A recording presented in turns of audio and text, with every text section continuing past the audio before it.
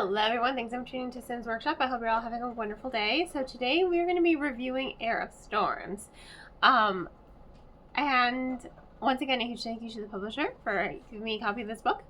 I loved it. So it's like very, very fast paced. The story follows Blaze. And first of all, I want you to envision this world because it's kind of phenomenal. She was born to House Ignitia. So there are four, kind of councils. You have, it's Avatar. You have the Earth Kingdom, the Water Kingdom, the Fire Kingdom, the Air Kingdom. You've got them all, right? And then you have the central one, right? The king of all of them who can access all of their power. And his power is light. Just light, which I think is like really cool, and that's what really makes it different from Avatar: Last Airbender. He rules the kingdom, and every 25 years I think this says a lot, every 25 years the gods will cause an eclipse, and this means, okay, now it's time to choose a new council, and everyone who's chosen by the gods, when they're born, they're branded with their element, And for Blaze, everyone thought, oh yeah, she's going to be a powerful firebender, so to speak. No, when she came into the world, she brought a storm with her that flooded communities and drowned hundreds. So she brought devastation in her wake. So that one was kind of like seared off, and then she had the watermark on this wrist. And she is chosen along with her twin brother, who is a powerful fire wielder, So every 25 years, the gods decide, hey, it's time to choose a new ruling council. We like to have young, fresh minds on the council, Congress. Sorry. Little cough there. My own personal opinion on that. Here to talk about the book. Sorry.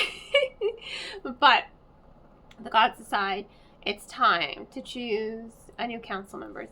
And the way they do that is they fight. So the gods choose 4 of each element. 4 people of each element. And you have Blaze and her twin brother. You have Ember, who's kind of a bitch of the Fire Kingdom, and it's her cousin, and she's just, again, a bitch. You don't like Ember. And for a lot of Blaze's life, because she brought in such a devastating storm, she's been ostracized her entire life. However, I will say that she really does have a fierce family. She has a family that does not shun her. Her grandmother is constantly saying, do not worry, your magic will come back to you. Like, her grandmother loves her. No one in her family, other than her cousin, but we don't talk about her cousin, shuns her for something that was out of her control when she was born. Most people just think of her as an abomination. And then you even have the Water Queen, who takes a keen liking to her and says, you know what, you are a water singer, you are the storm bringer. There is power within you. And she sees something. She sees something in her when she takes her under her training. And she has to train all of the, water wielders for this competition. So it's all the firebenders against one another until last one standing, earth, air, and then water. And then, they have to battle it out. So kind of thing, Hunger Games vibes.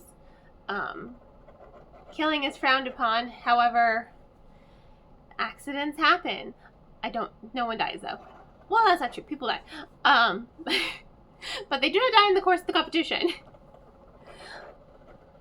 In any case, it has a lot of Hunger Games vibes to it. It has a lot of Avatar: The Last Airbender vibes. And I really loved Blaze's development in the story because she has thought so little of herself because, again, her family may love her, but the rest of the world, they just hate her. She thinks she's an abomination. So she's very small. She tries to just keep crawling into herself.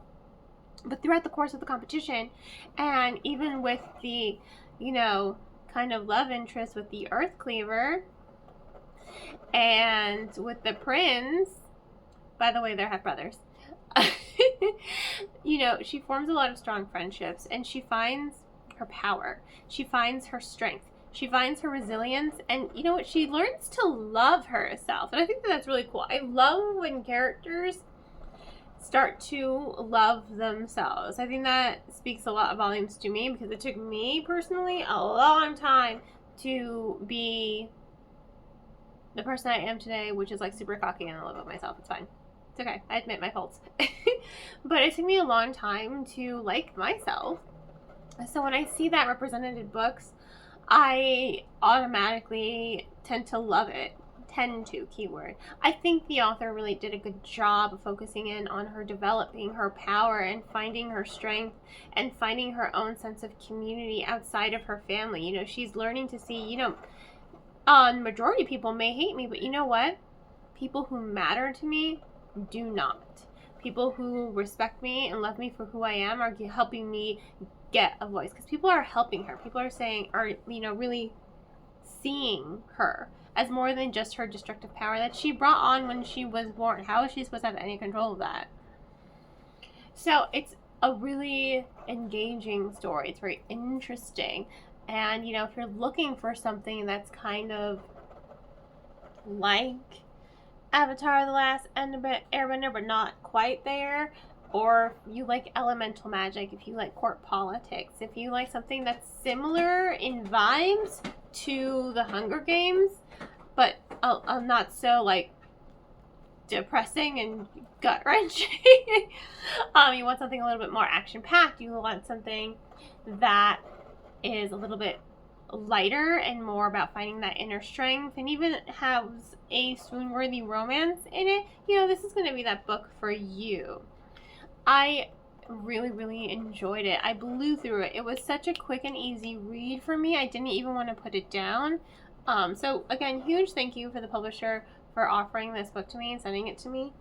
I absolutely loved it. I thought it was that ending. I just love how powerful she becomes by the end of the book, honestly. How the novel starts, her in her teens, and she can barely draw in a trickle. But then her final fight scene, it's like phenomenal. I think I read that scene twice, actually. I did.